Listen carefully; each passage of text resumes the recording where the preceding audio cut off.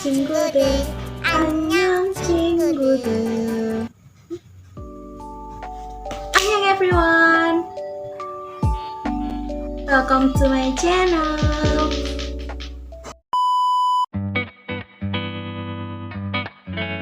Assalamualaikum teman-teman. Perkenalkan, saya Triputri Amalia dari Prodi Pendidikan IPS Universitas Negeri Makassar. Di sini saya ditugaskan untuk membuat video penjelasan materi mengenai litosfer.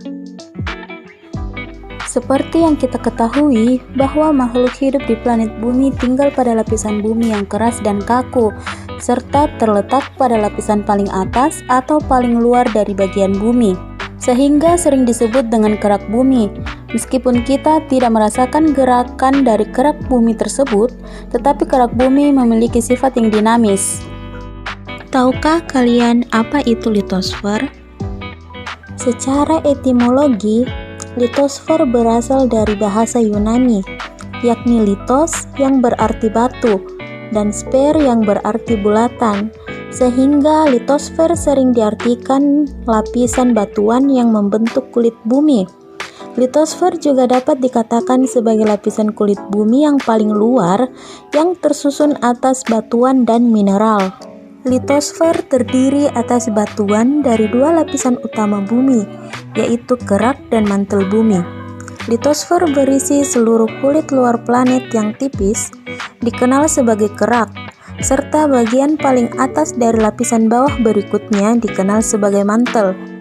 Ketebalan litosfer itu bervariasi, paling tebal di bawah benua dan tertipis di pegunungan tengah laut, yang mengangkat daerah dasar laut di mana gerak dasar laut baru terbentuk. Lapisan ini terdiri dari bebatuan. Namun, litosfer tidak hanya terdiri atas elemen batuan keras saja.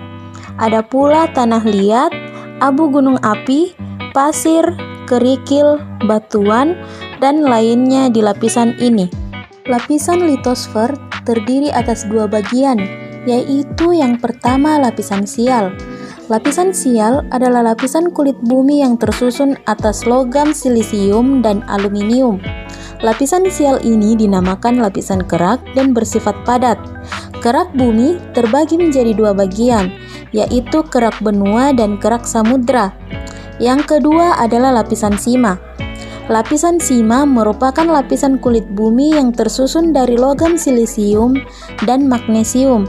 Lapisan ini mempunyai berat jenis yang lebih besar daripada lapisan sial. Litosfer memiliki beberapa manfaat atau fungsi. A. Sebagai sumber energi. Litosfer mengandung berbagai jenis batuan, seperti batuan beku, batuan sedimen, dan batuan metamorf. Kandungan tersebut dapat membantu menyediakan nutrisi yang diperlukan untuk tanaman. B. Sebagai sumber tambang. Litosfer bagian bawah mengandung bahan-bahan mineral yang sangat bermanfaat bagi manusia. Lapisan litosfer mengandung bahan tambang seperti minyak bumi dan gas, emas, batu bara, dan lain-lainnya. C. Sebagai tempat hidup. Lapisan litosfer dapat memberikan kehidupan di bumi. Lapisan litosfer menyediakan permukaan yang padat yang diperlukan untuk organisme terestrial. Di litosfer ini, manusia dapat hidup, berkembang, serta menjalankan segala aktivitas dalam kehidupannya. Apa saja komponen penyusun litosfer? Ada 3 jenis batuan penyusun litosfer, yakni yang pertama batuan beku. Jenis batuan pertama yang membentuk litosfer adalah batuan beku. Batuan beku ini terbentuk dari magma pijar yang membeku dan menjadi padat karena adanya proses pendinginan. Yang kedua adalah batuan sedimen. Batuan sedimen terbentuk dari endapan struktur batuan yang mudah lepas dan terbawa angin, air, dan es. Lama-kelamaan, endapan tersebut akan menumpuk dan kemudian mengeras, sehingga terbentuk menjadi batuan. Yang ketiga adalah batuan metamorf, atau batuan hasil perubahan dari batuan beku dan batuan endapan yang terjadi akibat proses metamorfosis. Tahukah kalian bahwa litosfer merupakan tempat terjadinya berbagai fenomena alam seperti A. Erupsi gunung api. Vulkanisme merupakan proses keluarnya magma dari lapisan litosfer menuju permukaan bumi, atau lebih sering dikenal dengan sebutan erupsi gunung berapi. B. Gempa bumi.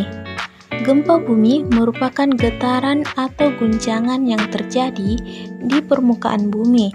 Ada 3 jenis gempa berdasarkan penyebabnya, yaitu yang pertama, gempa yang ditimbulkan akibat tanah longsor, gua-gua yang runtuh, dan sebagainya itu disebut dengan gempa runtuhan. B. Gempa yang ditimbulkan akibat aktivitas gunung berapi disebut gempa vulkanik. Yang ketiga adalah gempa yang ditimbulkan akibat tumbukan lempeng litosfer kulit bumi disebut gempa tektonik. C. Erosi. Erosi adalah pengikisan permukaan bumi oleh tenaga yang melibatkan pengangkatan benda-benda seperti air mengalir, angin, es, dan gelombang atau arus.